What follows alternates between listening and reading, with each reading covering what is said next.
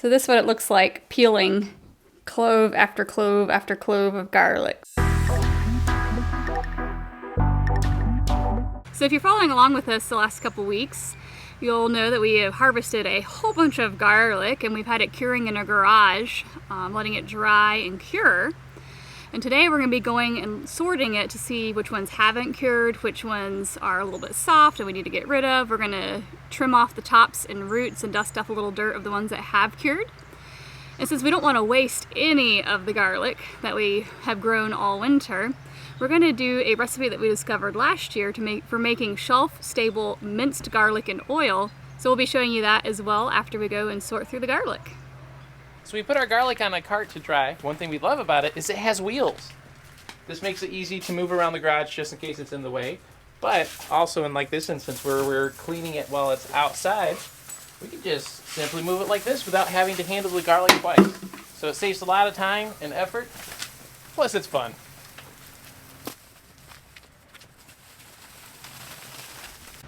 So if you remember last time we had green tops.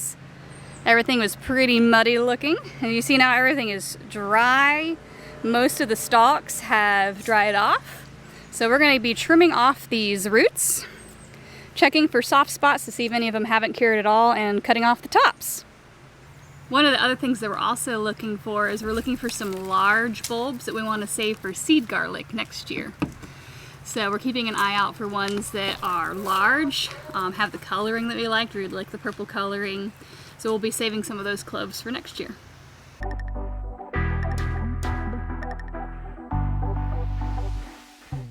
So after they're cured, you're going to be dusting off the excess dirt that's dried. So you're just getting extra dirt off of it. You're going to cut off most of the roots as well. And you also want to cut, you're going to leave a little bit more than what you would probably see at the grocery store, but cut off the top there. The slightly longer stem just ensures that you have less oxygen getting inside. And then if one of the outer layers is especially dirty, we'll take off a layer or two. But otherwise, we just leave it be, dust off the excess dirt, and it's ready to store. So this particular clove did not cure well. It's quite soft, so we're going ahead and just simply getting the cloves out as clean as possible. That way all we have to do is process them, and then that will be ready for our minced garlic.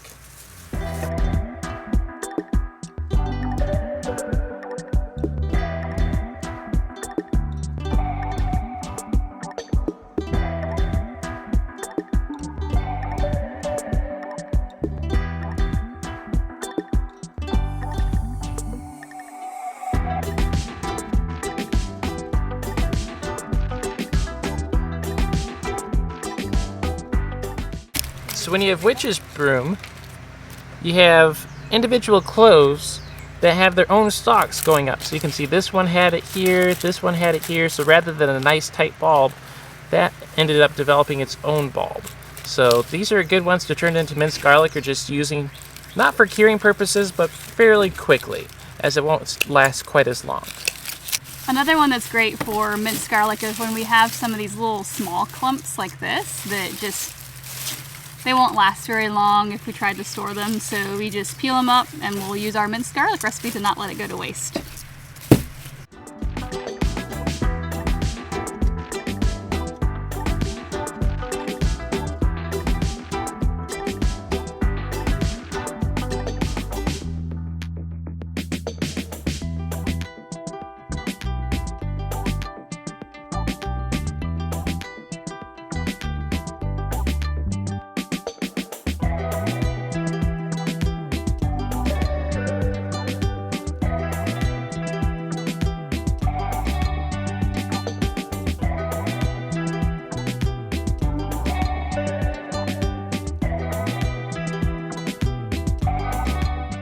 So far, these are the ones that we've selected for seed. You can see they've got that purple coloring that we like.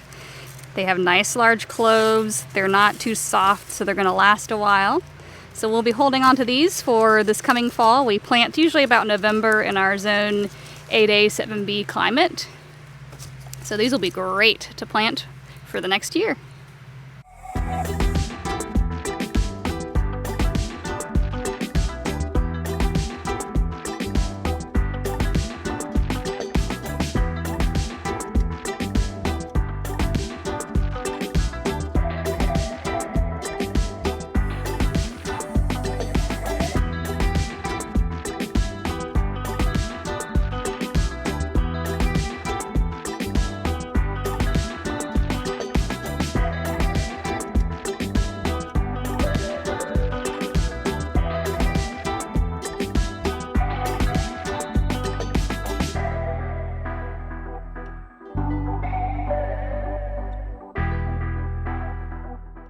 Well, we don't let anything go to waste, so this is going to our compost pile where it will slowly degrade, and then we'll add that back to our gardens. Plus the chickens love to scratch through it.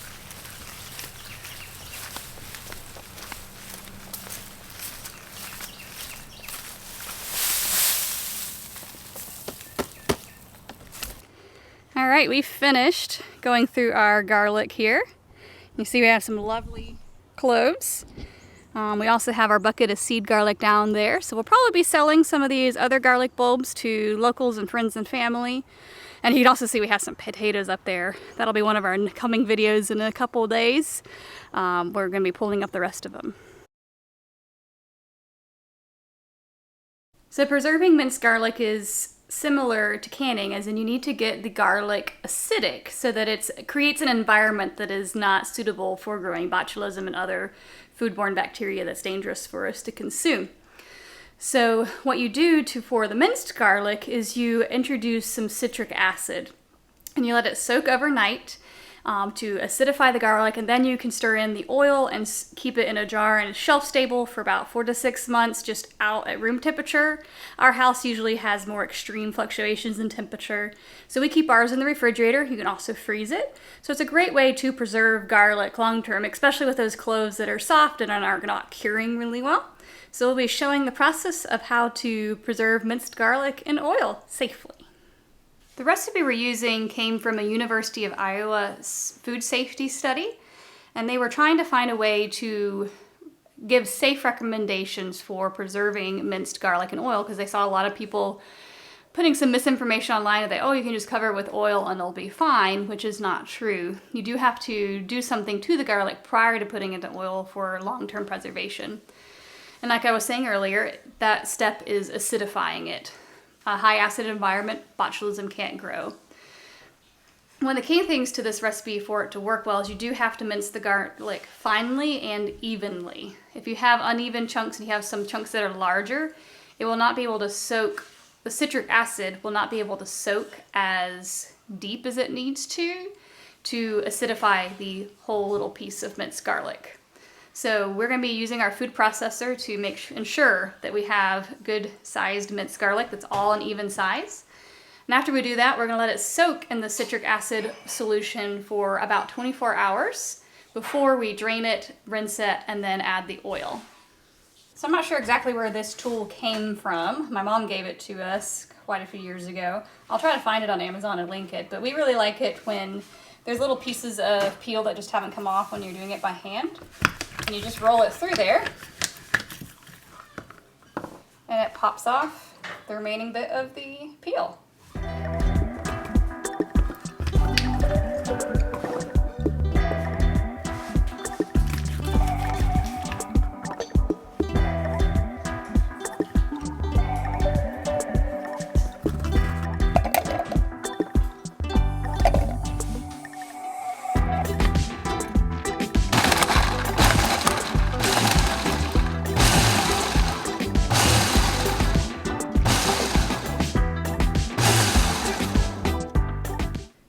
First 2/3 cup of minced garlic, and so like the recipe says, we need to use 2 cups of water and a tablespoon of citric acid, and the water needs to be warm enough to dissolve it, so I zapped our 2-cup measuring cup for about 30 seconds to get it warm.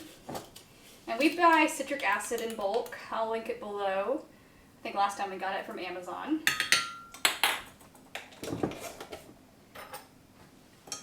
You just want to make sure it dissolves.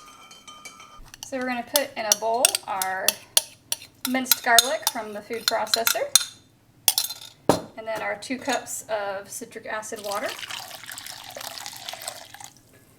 And we're going to keep doing that. As we get 2/3 cup, we're going to add the 2 cups of water as we go, just to make sure we have the right ratio.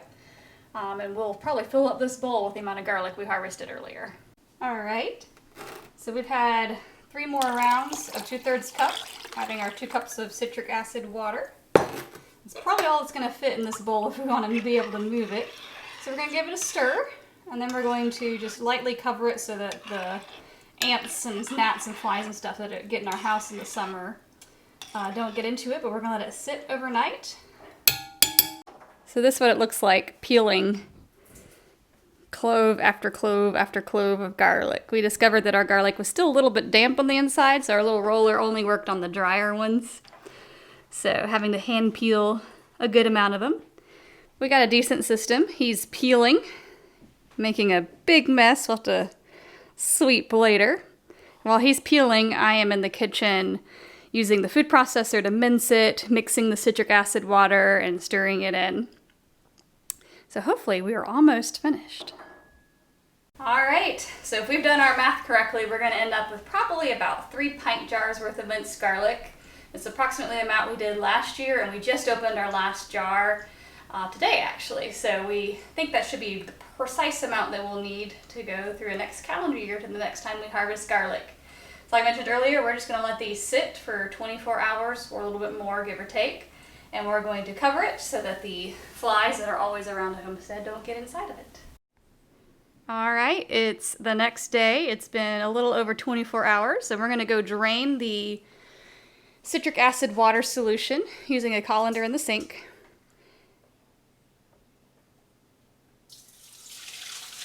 And after we've drained off the water, we're going to rinse the garlic with about a cup of water per 2/3 cup garlic that we put in there. This particular one we put in 4 to 5 batches of lazy garlic. So we'll be rinsing with a couple cups of water, and then we'll be putting it into jars.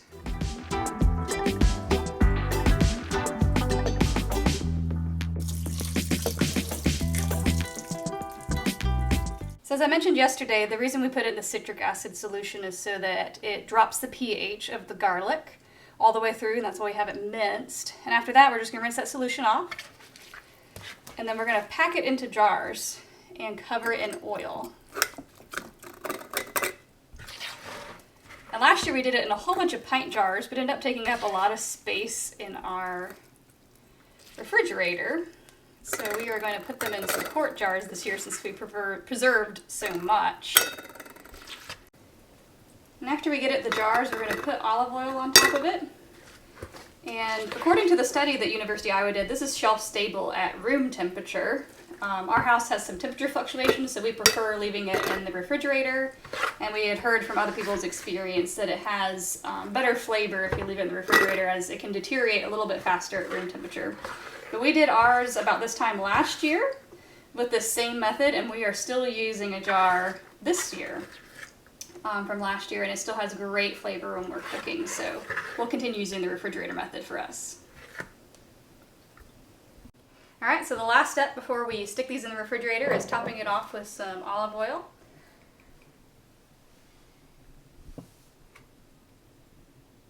We're just going to let that seep down in there.